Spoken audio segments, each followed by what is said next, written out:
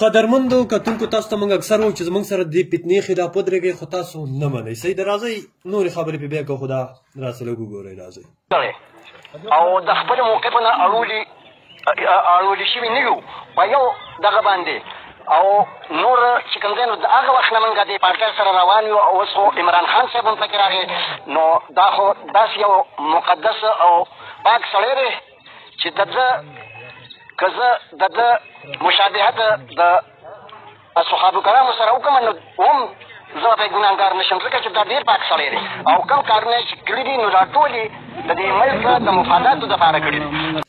ملګرو څنګه چې تاسو دا سپین ږیری واورېدو، د دا شکل ما پټ کړی ځکه چې سپین ږیرو نه وایي الله علم حیا ورځي. خیر موږ لکه مطلب دا کوو نه، دې کې زه ګناه د دیو دی دغه ناستو خلکو ته کومه او د دیو په کور کې ظاهره خبر دی بابا به چې کوم دی چا غولولی چا وله ذهن سازي داسې کړې ده د عمران خان په حق کې که نه،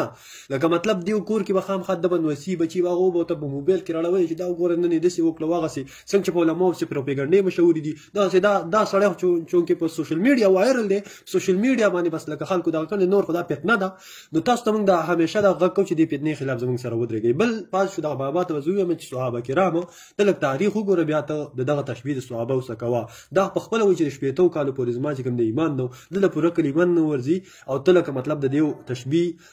دغه سره کې د صحابه کرامو سره نعوذ بالله الفاظ زموږ په خوله هم نه راځي. بل خبره دا وجه څه ده، دا د علماو نه موږ لرې کینو، لکه د علماو سره زموږ ناسته پاسته نه، کله چې ته په علماو پسې کنځلې ردې بدې کې، کله چې د علماو نه ته جدا ناستې که نه نو ستا بیا دغه حالي. که د علماو سره ستا ناسته وشوه ته به صحابه کرام وپېژنې چې صحابه کرام څوک وو، د هغو څه کردار دی، هغو څومره قربانۍ دي، هغه څومره لوی هستۍ چې دا ټول مسلمانان چې څومره دي دا ټول ایمان راغونډ کړي او د یو کمزوري لکه مطلب د یو ادنا صحابي هغه ایمان ته هم نه رسېد، د ټول ایمان چې را جوړ کړي او ته د عمران خان غونته کې لکه مطلب د یو فتنې مشابهت د هغې سره کې. وجه څه ده؟ وجه دا چې د علماو نه خلک لرې شوي دي، د علماو د خلکو څه ناسته نشته، دغه خبر ده. بیا خلک وایي موږ له عمران خان شعور راکړی دی، موږ له بس دغه شعور راکړی دی چې هغه ته موږ چې کوم دی د پیغمبرانو ګمان هم هغه ته کوو، د صحابه کرامو ګمان هم هغه ته کوو، علماو ته کنځلې کوو او موږ له بس دغه شعور راکړی دی. بابا نن څنګه واورېده ښه، دا دی د عمران خان شعور چې په خلک یې جذباتیان کړي دي، خلک یې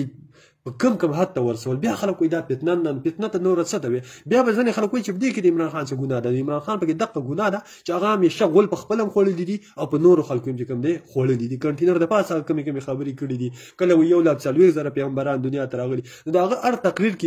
یو د اسلام خلاف یو خبره پرته خو تاسو پرې پوهېږئ نه، د هغه یو تقریر تاسو روچت کوئ، په هر خبره کې به تاسو ته د هغه نه پته لګي چې دنه د اسلام خلاف د خبرو نه بوی راځي، خو خلک یې وروره مني نه. نو ټول مسلمانانو باندې غږ کومه چې دا فتنه الحمدلله ختمه شوې ده، څه پکې پاتې نه دي، خو چې دا کم زهر یې دوړولي دي نو په کار ده چې دې خلاف موږ تاسو ټول رایو شو. دا کم خلک چې بې لارې شوي دي د دغه خلکو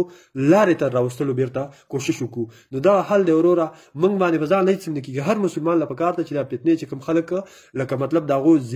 ذهن سازي چې کوم دا غلطه کړې ده چې هغو له موږ بیرته ښایسته ذهنونه جوړ کړو، د هغو سره کینو، هغو له ټیم ورکړو، نو به دا خلک بیرته سمې لارې ته راوړي او که داسې وروره نو نظام دقسې ګډوډ روان دی.